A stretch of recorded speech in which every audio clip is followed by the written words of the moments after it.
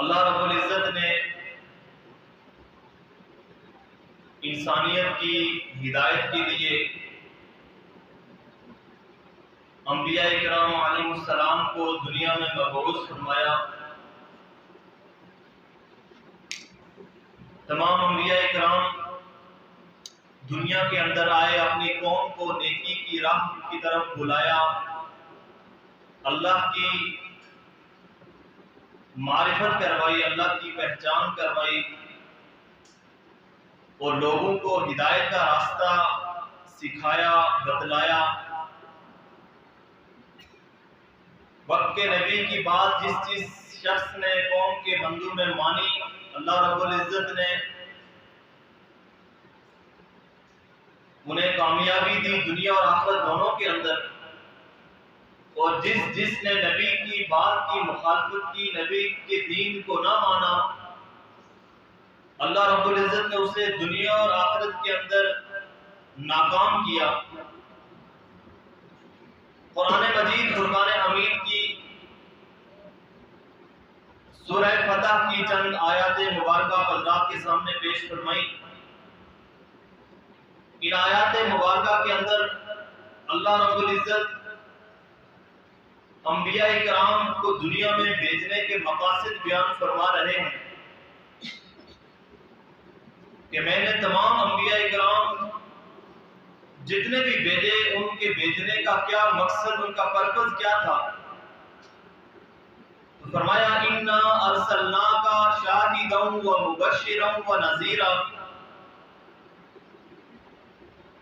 یہ خطاب آپ کے میرے پیارے نبی حضرت محمد مصطفیٰ صلی اللہ علیہ وآلہ وسلم کو ہے کہ بے شک ہم نے آپ کو بھیجا شاہدن، گواہی دینے والا، ومبشرن، اور جو نیک کام کرنے والے ہیں ان کو جنت کی خوشخبری دینے والا، ونذیرن، اور جو نافرمانی کرنے والے ہیں، جو گناہ کرنے والے ہیں، جو اپنی خواہشات کے مطابق زندگی بسر کرنے والے ہیں، انہیں جہنم کے عذاب سے ڈرانے کے لیے بھیجا ہے۔ انبیاء کرام علیہ السلام و تسلیمات تعلیمات لے کر آئے، بالخصوص میرے آپ کے پیارے حبیب حضرت محمد مصطفیٰ صلی اللہ علیہ وآلہ وسلم جو تعلیم کے مقصد لے کر آئے، صحابہ کرام رضوان اللہ تعالی علیہم اجمعین نے اس مقصد کو پورا کیا۔ آج پیارے حبیب حضرت محمد مصطفیٰ صلی اللہ علیہ وآلہ وسلم کی جب سیرت کا ہم مطالعہ کرتے ہیں، آپ کی زندگی کو دیکھتے ہیں اور پھر اپنے وجود کے اندر دیکھتے ہیں، تو ہمیں اپنے پیارے حبیب کی جو سنتیں تھی، پیارے حبیب کی جو زندگی تھی، پیارے حبیب کی جو سیرت تھی، وہ نہ ہونے کے برابر نظر آتی ہے۔ ہم بازاروں کو چمکا دیں، ہم مساجد کو چمکا دیں، اگر ہمارا وجود سنت نبوی سے نہ چمکے تو اس چمکانے کا کوئی فائدہ نہیں ہے۔ حضرت جریر بن عبداللہ ایک صحابی رسول ہے، اللہ کے نبی کے ساتھ مدینے سے جا رہے ہیں، راستے میں ایک شخص سے ملاقات ہوتی ہے اور وہ صحابی رسول پوچھتے ہیں کہ آپ کون ہیں، کہاں سے آئے ہیں، کیا ارادہ ہے، کدھر جا رہے ہیں؟ تو حدیث کے اندر نام تو نقل نہیں کیا گیا، رجل کا لفظ آیا کہ کوئی شخص تھا، فلاں جگہ سے آیا تھا، اپنے اہل و عیال سے اٹھ کر آیا تھا، اور اس کا ارادہ تھا کہ وہ پیارے حبیب حضرت محمد مصطفیٰ صلی اللہ علیہ وسلم سے ملاقات کرے، اس لیے کہ اسے یہ بات پتہ چلی تھی کہ مکے کے اندر ایک نبی آیا ہے، میں اس سے ملاقات کرنے کے لیے جا رہا ہوں، اس کا دین سیکھنے کے لیے جا رہا ہوں، اس پر ایمان لانے کے لیے جا رہا ہوں۔ چنانچہ جب اس شخص کی ملاقات ہوئی اللہ کے نبی کے ساتھ، تو اس نے گویا جو مراد تھی وہ اس نے پا لی، آپ کے پیارے حبیب صلی اللہ علیہ وآلہ وسلم سے ملاقات ہوگی۔ اِنَّا أَرْسَلْنَاكَ شَاهِدًا وَمُبَشِّرًا وَنَذِيرًا لِتُؤْمِنُوا بِاللَّهِ وَرَسُولِهِ کے مقاصد میں سے ایک مقصد لتؤمنوا باللہ ورسولہ، اللہ اور اس کے رسول پر ایمان لانا ہے۔ وہ شخص ملتا ہے اللہ کے نبی سے، پوچھتا ہے مل ایمان، اے اللہ کے نبی ایمان کسے کہتے ہیں، ایمان کی تعریف کیا ہے؟ اور یہی روایت ہمیں جبریل حدیث سے بھی ملتی ہے، حدیث جبریل سے، کہ جبریل امین آئے اور آ کر اللہ کے نبی سے پوچھا مل ایمان، ایمان کسے کہتے ہیں؟ تو اللہ کے نبی نے فرمایا ان تؤمن باللہ، کہ اللہ پر ایمان لانا، اللہ پر ایمان لانا، اللہ کے ساتھ کسی کو شریک نہ ٹھہرانا، نہ اللہ کے علم میں کسی کو شریک ٹھہرانا، نہ اللہ کے اختیارات میں کسی کو شریک ٹھہرانا، نہ اللہ کی صفات میں کسی کو شریک ٹھہرانا۔ اللہ کی ذات عالم الغیب ذات ہے، اگر آپ نبی کو کہیں کہ یہ بھی عالم الغیب ہے تو یہ اللہ کے ساتھ شرک ہے۔ تمام مختار کل اللہ کی ذات ہے، اختیارات اللہ کے پاس ہیں۔ اگر کوئی شخص کہے کہ اللہ نے فلاں شخص کو بھی اختیار دیا ہوا ہے، گویا اس نے اللہ کی ذات کے ساتھ شریک ٹھہرایا۔ ان تؤمن باللہ، عزت کا مالک اللہ، ذلت کا مالک اللہ، نفع کا مالک اللہ، نقصان کا مالک اللہ، اولاد کو دینے کا مالک اللہ، حاجت روائی کرنے والا اللہ، مشکل کشائی کرنے والا اللہ، گویا ہر چیز کا مالک۔ ان اللہ علی کل شیء قدیر، اللہ کی ذات ہے۔ ان تؤمن باللہ، سب سے پہلا کام اللہ کے اوپر ایمان لانا، اللہ کے اوپر ایمان لانا، ورسولہ، اور اس کے رسول پر ایمان لانا۔ یہ گویا اللہ کے نبی نے ایمان کی تعریف کی، ایمان کی ڈیفینیشن بیان کی۔ اب وہ صحابی رسول کوئی نماز نہیں پڑھی، کوئی زکوٰۃ نہیں دی، کلمہ پڑھنے کے بعد کچھ تقاضے ہوتے ہیں، انسان ان کے اوپر عمل کرے تو وہ جو ہے وہ ایمان کامل، مسلمان کامل ایمان والا بنتا ہے۔ اب اس نے نماز نہیں پڑھی، کوئی زکوٰۃ، حج، کوئی فریضہ ادا نہیں کیا۔ اب وہ شخص یہ بات پوچھ کر اور یہ کہہ کر کہ مجھے قبول ہے اللہ اور اللہ کے رسول پر میں ایمان لاتا ہوں، یہی بات کہہ کر وہ پیچھے مڑتا ہے۔ روایات کے اندر آتا ہے کہ اس کا اونٹ کسی بل کے اندر، اس کے اونٹ کی ٹانگ کسی بل کے اندر، کسی خرگوش کے گھونسلے کے اندر یا کسی اور جگہ کے اندر جو پھنستا ہے، وہیں وہ مڑتا ہے، اور مڑنے کے بعد اس کا اونٹ گرتا ہے اور وہ وہیں پر نیچے گر جاتا ہے۔ اللہ کے نبی حضرت عمار بن یاسر، حضرت حذیفہ بن یمان سے کہتے جا کر دیکھو، یہ صحابی رسول جا کر دیکھتے ہیں کہ اس شخص کی روح قبض کر چکی ہے، اس شخص کی روح قبض ہو چکی ہے۔ اللہ کے نبی پاس آئے اور آ کر دیکھا اور اپنا چہرہ پھیر لیا۔ تو صحابہ اکرام نے پوچھا کہ اللہ کے نبی چہرہ پھیرنے کی وجہ کیا تھی؟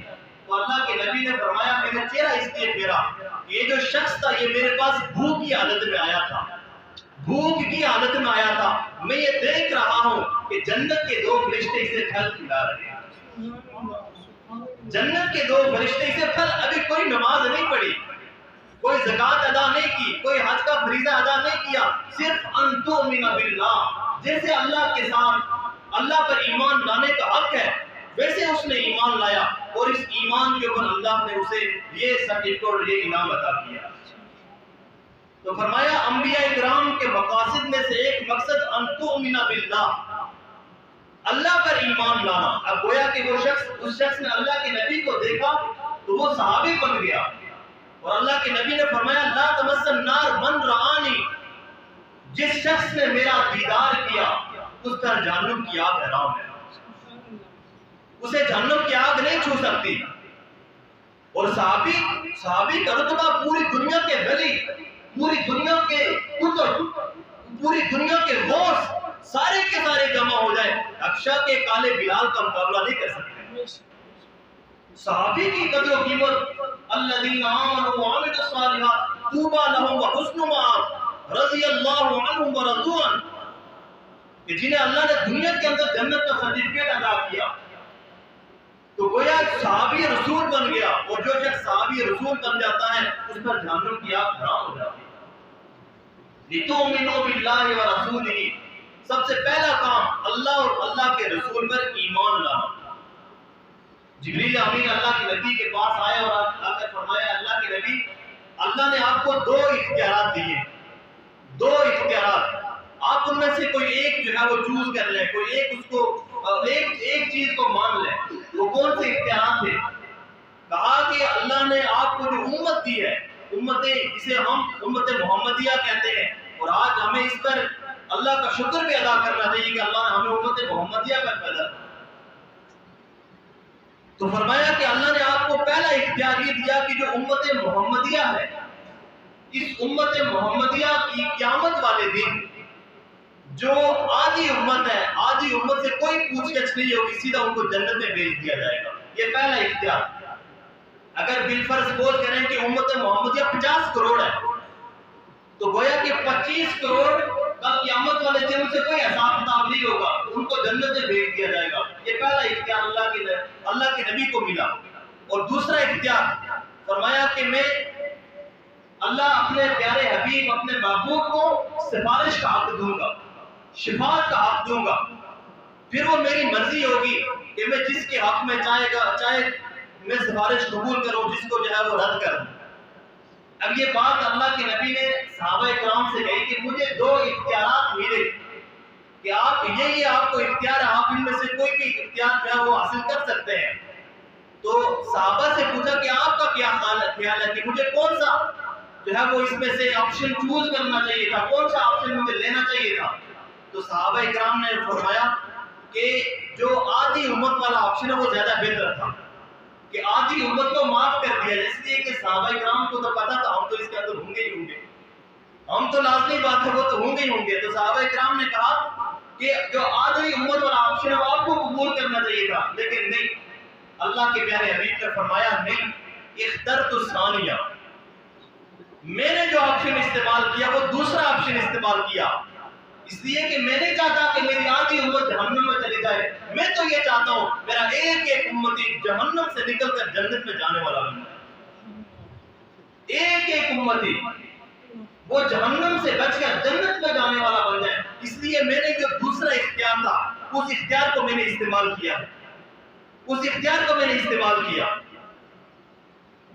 اور ہر نبی کو اللہ نے ایک دعا دی ہوتی ہے کہ وہ دعا اللہ اس کو ضرور قبول کرتے ہیں۔ تمام انبیاء کرام نے دنیا کے اندر وہ دعائیں مانگ لی ہیں، لیکن میرے پیارے حبیب حضرت محمد مصطفیٰ صلی اللہ علیہ وآلہ وسلم نے فرمایا کہ میں نے وہ جو دعا تھی، ابراہیم موت کی کشمکش میں ہے، دعا نہیں مانگ رہے اپنے بیٹے، لیکن کہا کہ میں نے وہ جو دعا ہے وہ کل قیامت والے دن اپنی امت کی سفارش کے لیے رکھی ہوئی ہے، کہ میں کل قیامت والے دن اپنی امت کی سفارش کروں گا اور اللہ میری دعا کو قبول فرما کر میری تمام امت کو جنت میں داخل کر دے گا۔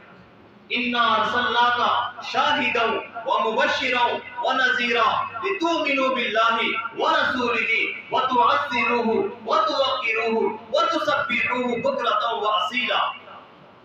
پہلا مقصد اللہ اور اللہ کے رسول پر ایمان لانا۔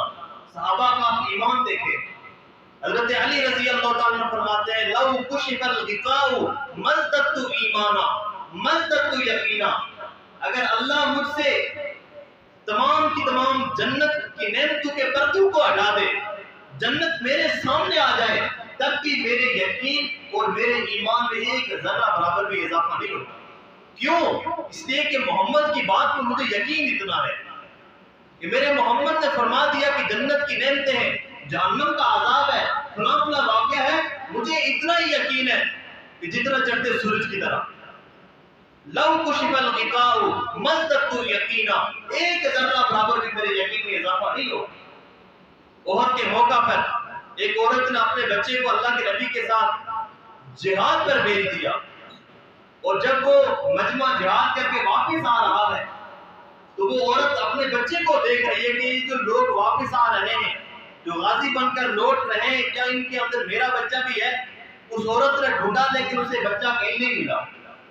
اللہ کے نبی سے پوچھا کہ اللہ کے نبی میرا بچہ کہاں گیا؟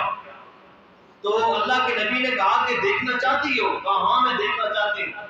تو اللہ کے نبی نے فرمایا اگر تم چاہتی ہو تو میں ابھی تمہیں تمہارا بچہ دکھا سکتا ہوں، وہ جنت میں کھیل رہا ہے، وہ جنت میں کھیل رہا ہے۔